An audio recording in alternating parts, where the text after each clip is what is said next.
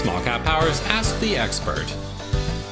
Small Cap Power was a Gold Plus sponsor at the recent PDAC convention held in Toronto. We thought this would be a great time to ask our experts, what are your top picks?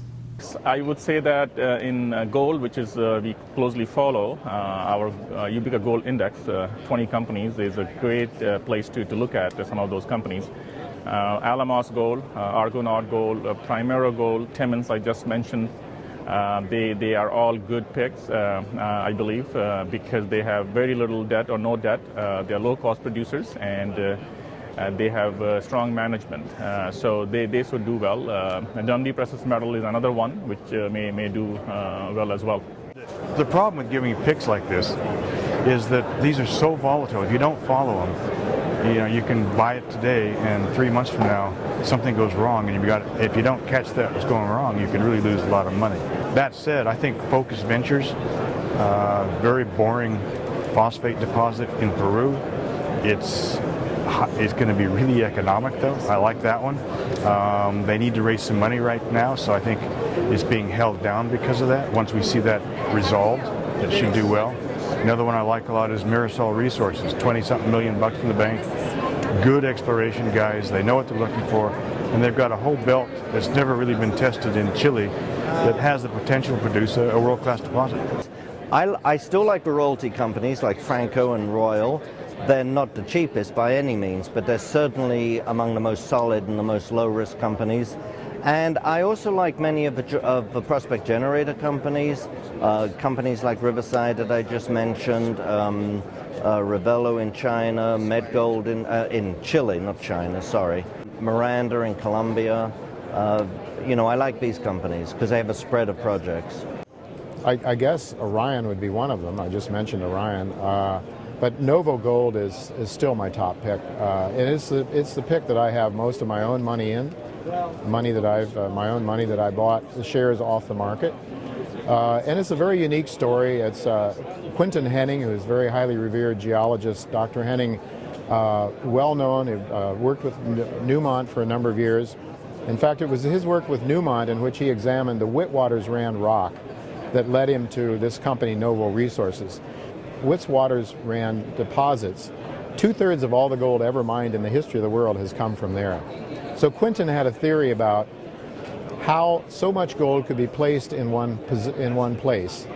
And so he came up with this theory that it was a precipitation event that took place between 2.7 and 3 billion years ago, when oxygen was being created and photosynthesis started to occur in the Earth's environment, thus allowing the precipitation of gold out of the pregnant ocean. The ocean was pregnant with gold at that time, precipitated into the carbon mats at the bottom of a shallow ocean basin. And he's found such an environment, and the evidence so far suggests that he has found a Witwatersrand-like deposit.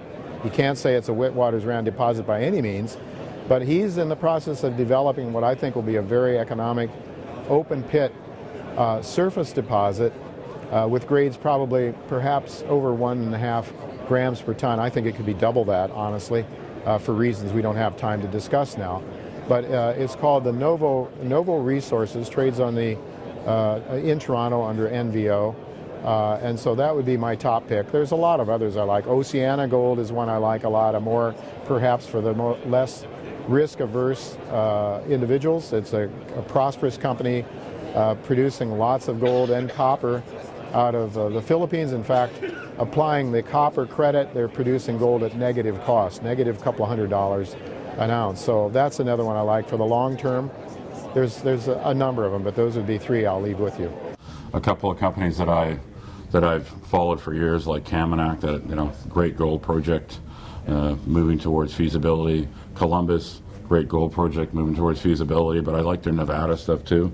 They're going to be doing a 45,000 meter program, so it's just going to be news flow like crazy. Great. I'm actually, right after this interview, I'm sitting down with a company called Pure Gold, which has got projects in Madsen, which is essentially part of the Red Lake camp.